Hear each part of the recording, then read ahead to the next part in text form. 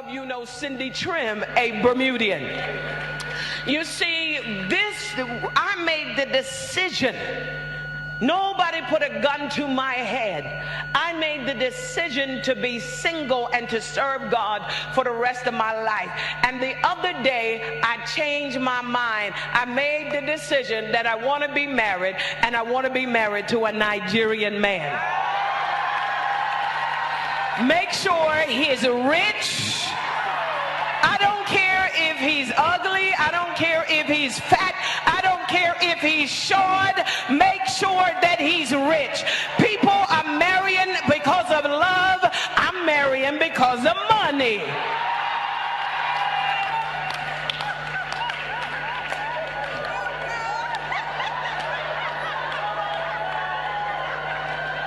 So if you have a brother, an uncle, a father, or a grandfather,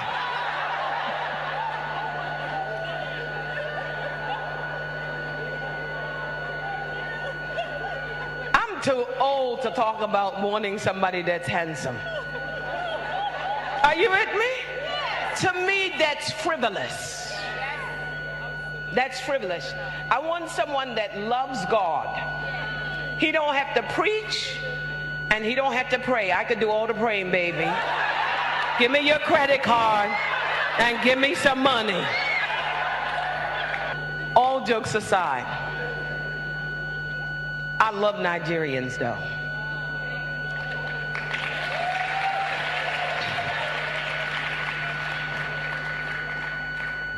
All jokes aside. Hashtag all jokes aside. I mean, Joe, this is serious. She was literally shooting a shot. She said and she gave one category. Nigerian man. She's telling you that do you have a brother? Do you have a father? Do you have a grandfather? She's not limiting herself. She's not telling you between 12 to 24 or 30 to 50. Any category would do so well. Mm-hmm. Joe, she's being realistic, I beg. I don't know about you. You see, Niger, I mean, we're Africans, no doubt, but there's something about the Niger guy. And, I mean, I just need to bring it on and break it down right there. No, there's something about the African man that is really intriguing, and I know I'm not the only one who shares such. I know you're not single. I know you're taken, but someone is joining us here. She's single. Elizabeth Musa, thank you so much for joining us on Breakfast Central.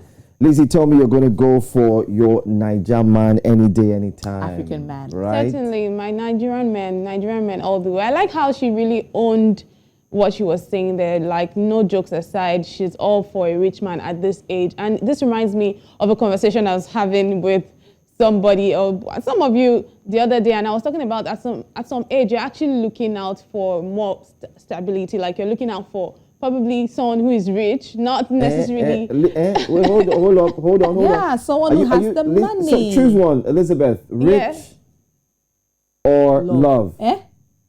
You say? Rich. If both come, it's not bad. Both. No, but if you were to pick, you can't have both. You have to pick one. between one. Rich, definitely. Good. Because you rather know why? cry in an SUV than cry on a bicycle. Money helps love. Money is good for romance. There's no romance without finance. Joe, it's that simple. Money is good for romance. You need to drink some more water. I mean, some. It's okay, guys. Lizzie, good morning. What's new on what's trending? Go ahead and tell us. Whoa, very, very big news, definitely from Twitter today. The Nigerian government has lifted the ban of this microblogging sites after 7 months of the ban. Twitter was made available to its Nigerian users since 12 midnight today. It's only expected for us to see it as the top trend on social media space today. When you go on Twitter right now, the top hashtag is hashtag Twitter ban, of course, hashtag Twitter ban lifting. Now, the Director General of the National Information Technology Development Agency, Kashifu Inuwa Abdullahi, made this announcement via a statement yesterday, where Kashifu was appointed as chairman of the committee for the Nigeria Twitter engagement set up by the Nigerian government to oversee talks between the West African nation and Twitter after the ban. Now, Kashifu said the approval was given following a memo written by the country's Minister of Communications and Digital Economy to the President Muhammadu Buhari. He also added that Twitter has agreed to set a legal entity in Nigeria during the first quarter of 2022, which seems like good news According to the statement, this is the social media giant Twitter's first step in demonstrating its long-term commitment to Nigeria. Now, the Twitter ban was made on June 5, 2021, I beg your pardon, after the site deleted a tweet made by the President Muhammadu Buhari about punishing regional secessionists. Now, that's the tweet that our president, made, and that's the tweet that was taken down. However, the government says it's reversing the ban after Twitter agreed to the conditions, which include opening a local office in Nigeria. So according to them, it's not really about that tweet. It's about the terms that they wanted Twitter to, agree upon with them. Now, this move allows millions of people in Nigeria to be able to use this platform again. And although we know that so many people have been accessing the site, even with the ban, using virtual private networks, also known as VPN. Now, this is the big story coming out of Africa's most populous nation right now. Oluchi Joe, I'm going to ask you a question. Have you been able to access your application, Twitter application yet? Well, I've allowed mine to rest for a while, but after this show, I'm going to activate my Twitter. To be honest, I'm not a big fan of Twitter, by the way. More of a fan of Instagram and the likes. I think Oluchi likes to tweet. Yeah, I do like to tweet. And of course, I was waiting for 12 midnight to click or to hit or to come to pass so that I could just get on my phone and do all the tweeting. And yes, it's been an exciting time on Twitter right now. Twitter is on fire as we speak now.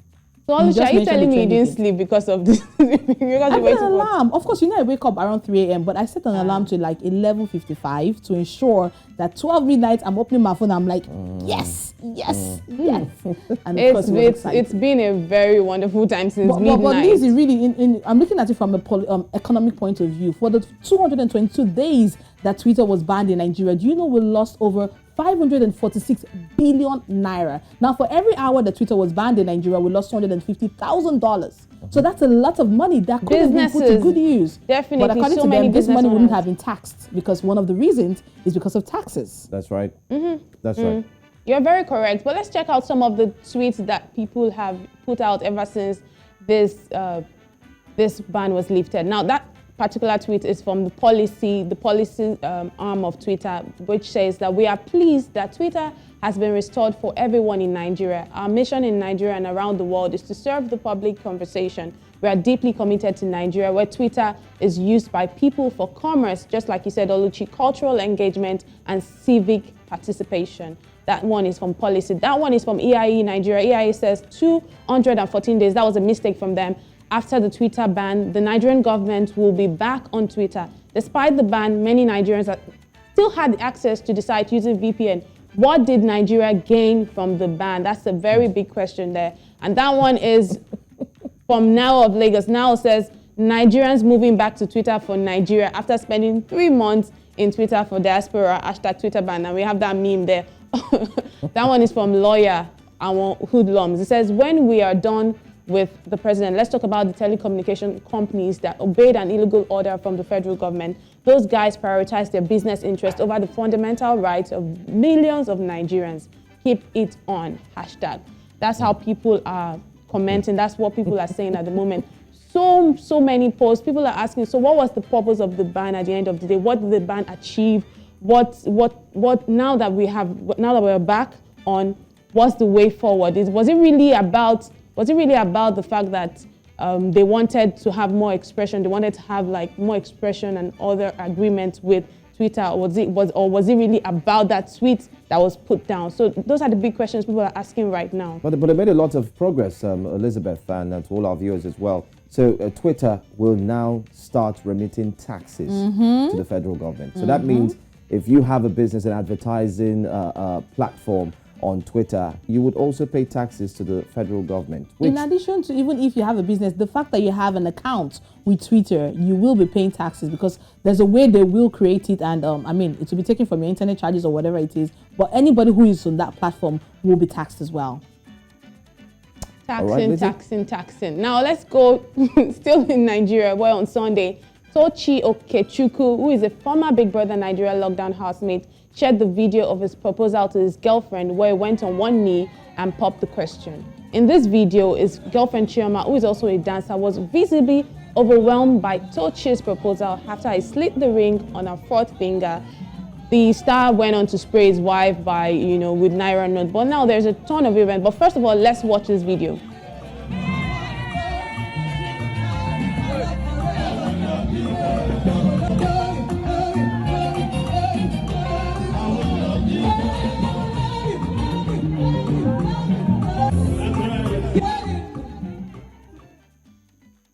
Well, that's the beautiful right there of the beautiful proposal, which every lady always looks forward to. But now, guess what? The fiancé, shared a cryptic post on our Instagram stories about there being more to life than outside validation. Now, Tochi himself has gone on to delete the proposal video. Now, people are asking questions. What is going on? The word going around is that perhaps breakfast might have been served, or maybe both parties aren't on the same page. But one question here is pertinent.